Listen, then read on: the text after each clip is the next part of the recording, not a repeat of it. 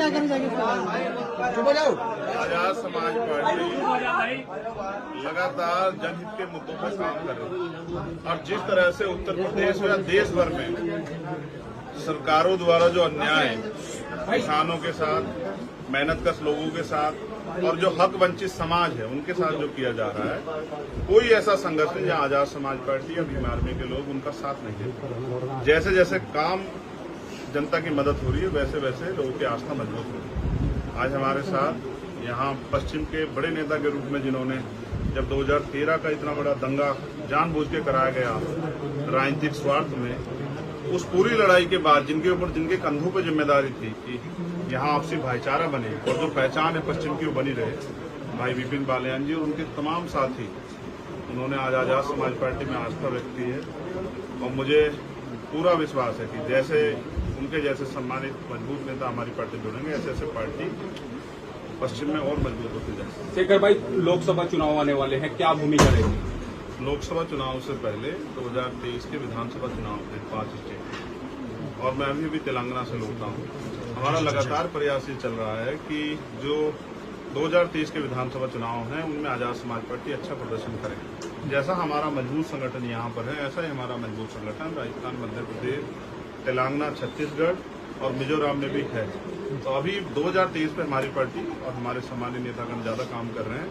24 का चुनाव भी हम लोग मजबूती से लड़ेंगे और उसके बाद आने वाले जो भी चुनाव वो आजाद समाज पार्टी प्रत्येक चुनाव में मजबूती से जो है चुनाव लड़ने का काम करेगा। यहाँ पे उसमें हिंसा हो रही है, उस पर क्या कहेंगे आप? ये देश का, क्योंकि मैं भाग्य दुर्भाग्य में भरोसा नहीं रखता, लेकिन फिर भी मैं कहूंगा कि खोदा पहाड़ और निकला चूहा। जिन बातों के साथ, दावे के साथ भारतीय जनता पार्टी सरकार में आई थी कि हम एक के बदले 10 लाएंगे, ये तो बाहर की बात है। मैं तो बड़ा ताज्जुब में हूं कि जिस तरह से मीडिया प्रसारित करती है कि उन्होंने रूस और यूक्रेन का युद्ध रुकवा दिया। भारत जिस तरह जल रहा है, भारत का एक प्रदेश मणिपुर, एक शब्द कहने के लिए प्रधानमंत्री में नहीं है, ना लोकसभा में जाके विपक्ष का सामना कर पा रहे हैं, ना ही कोई कार्रवाई करा पा रहे हैं।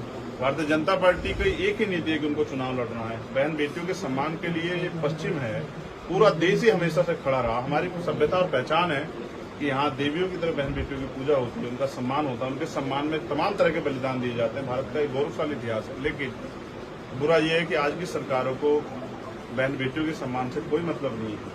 आपने देखा किस तरह से महिला पहलवानों का अपमान हुआ, तब भी सरकार के लोग चुप थे। किस तरह से उत्तर प्रदेश में हाथरस का अपमान हुआ, उस पर भी सरकार के लोग चुप थे।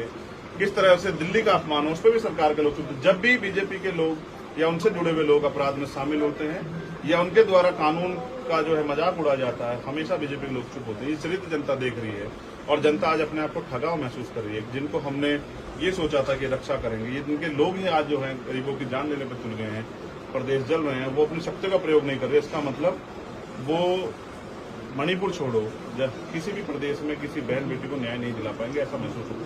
चंद्रशेखर जी, आपने सपा और रालोद का गठबंधन था, लेकिन उन दोनों में आपस में इस बार तालमेल नहीं मिल रही है, क्या कहेंगे इसमें?